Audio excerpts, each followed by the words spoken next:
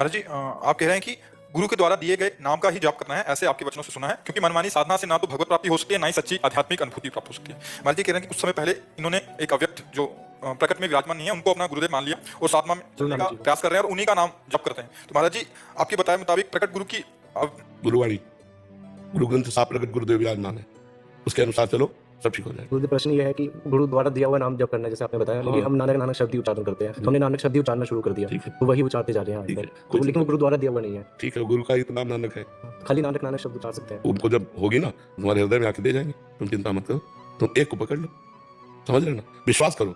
जिस दिन उनको पता चलेगा ना कि तुम पूर्ण रूप से उनके शरणागत हो, उसी दिन यदि नानक नाम से ही परम मंगल होना है तो आएंगे, नहीं वो उसी में पुष्ट कर देंगे, और अगर उनको नाम देना है तो आपके अंदर आ जाएंगे, आपको प्रकाशित कर देंगे। गुरुदेव को प्रश्न है, प्रकट में आपने कहा था गुरु होना जरूरी है, बिल्कुल जरूरी है, तो गुरु नानक जी प्रकट में नहीं है तो उन्होंने आज्ञा करी सब संतों को गुरुदेव मानो, सब संत समागम करो, साधु सेवा करो, नाम जप करो, इसी से हो जाएगा। अपने आचार्य परंपरा से गुरु ना मिले, दूसरे आचार्य परंपरा से गुरु मिल जाए, जैसे आप हो। देखो गुरु परंपरा नहीं होती, आज्ञा करी सब संतों को गुरुदेव मानो, सब संत समागम करो, साधु सेवा करो, नाम जप करो, इसी से हो जाएगा। अपने आचार्य परंपरा से गुरु ना मिले, दूसरे आचार्य परंपरा से गुरु मिल जाए, जैसे आप हो। देखो गुरु परंपरा नहीं होती, गुरु तत्व होता है, समझे ना।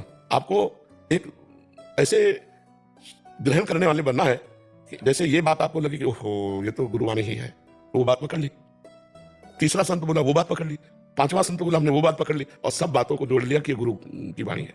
प्रकट में तो बोल रहे ना, तो ऐसे भाव से चला जाता है। 24 गुरु की वाणी पकड़ी दत्तात्रेय जी ने, दत्तात्रेय जी का नाम सुना है, बड़े अवधूत शिरोमणि महापुरुष हुए, 24 गुरुओं से उन्होंने शिक्षा ली। 24 गुरु को ऐसे नहीं साधु महात्मा, वैश्या, बाज, बाण बनाने वाला, अलग अलग सबसे शिक्षा ली, सबसे शिक्षा ली। सुनना चाहिए, पढ़ना चाहिए शास्त्रों में, तो बड़ा ज्ञान मिलता है। तो जहां से हमको अध्यात्म की बात मिली, हमारे गुरु ही बोल रहे हैं। रूप कोई हो, तत्व तो गुरु एक ही है ना, तत्व एक ही है, रूप बदल सकते हैं, गुरुओं के रूप बदलते रहते हैं, तत्व तो एक ही है।